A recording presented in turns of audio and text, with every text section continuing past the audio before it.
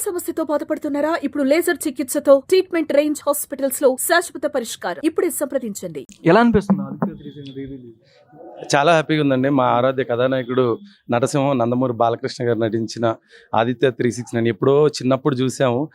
India's first science fiction cinema.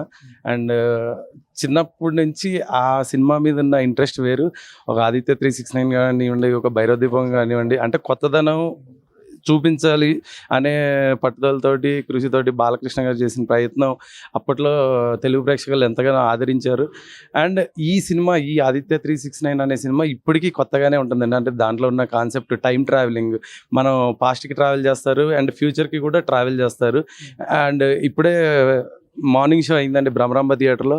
Families కానివ్వండి, fans కానివ్వండి, అందరూ ఎంతో బాగా ఎంజాయ్ చేస్తున్నారు. అంటే ఇప్పుడున్న జనరేషన్ బట్టి సీక్వెల్ ఏ యాక్టర్స్ అయితే బెటర్ అనుకుంటున్నారు బాలకృష్ణ గారితో పాటు?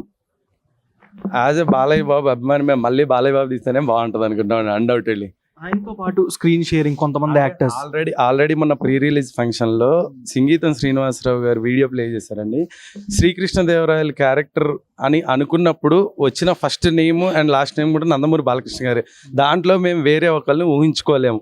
అయితే నందమూరి తారక రామారావు గారు, లేదంటే నందమూరి బాలకృష్ణ గారు. క్యారెక్టర్స్ అంటున్నా సినిమాలో ఇంకా వేరే క్యారెక్టర్ సీక్వెల్ కుమార్ క్యారెక్టర్లో వేయచ్చండి. కానీ మెయిన్ మనకి ఈ సినిమాలో అన్ని characters important. Krishna Kumar character ఎంత ఇంపార్టెంట్, కృష్ణదేవరాయల క్యారెక్టర్ కూడా అంతే ఇంపార్టెంట్. అండ్ కృష్ణదేవరాయల క్యారెక్టర్ అనేది మా ఫ్యాన్స్కి చిరస్థాయిగా గుర్తుండిపోయేది. ఎందుకంటే పెద్ద అయిన తర్వాత ఆ క్యారెక్టర్ని అంత ఇదిగా వేసి ప్రజల్ని మెప్పించగలిగారు నందమూరి బాలకృష్ణ. ఈ రోజు కూడా కృష్ణదేవరాయలు అంటే మాకు నందమూరి బాలకృష్ణ గారే గుర్తొస్తారండి.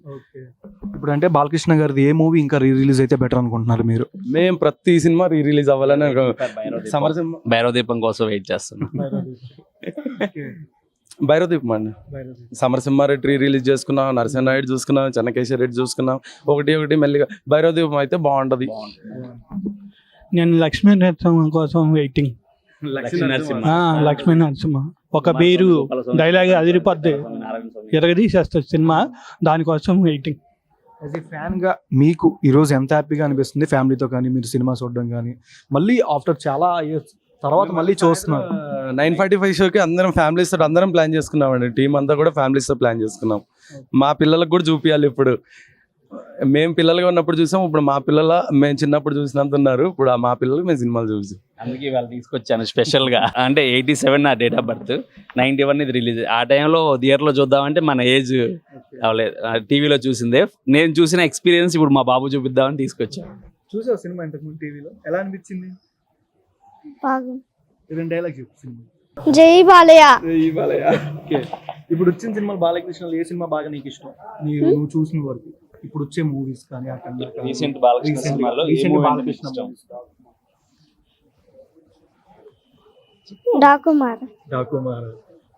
ఓకే, సాంగ్స్ ఇష్టమా అలా డైలాగ్స్? డైలాగ్స్. మరి డైలాగ్ చెప్పేది. Thank you so much. Okay అండి, thank you. We are waiting for Bhairava దీపం and Lakshmi Narasimha to re-release. Suman టీవీలో మీ పర్సనల్ అండ్ బిజినెస్ ప్రమోషన్స్ కోసం కింది నెంబర్కి కాంటాక్ట్ చేయండి.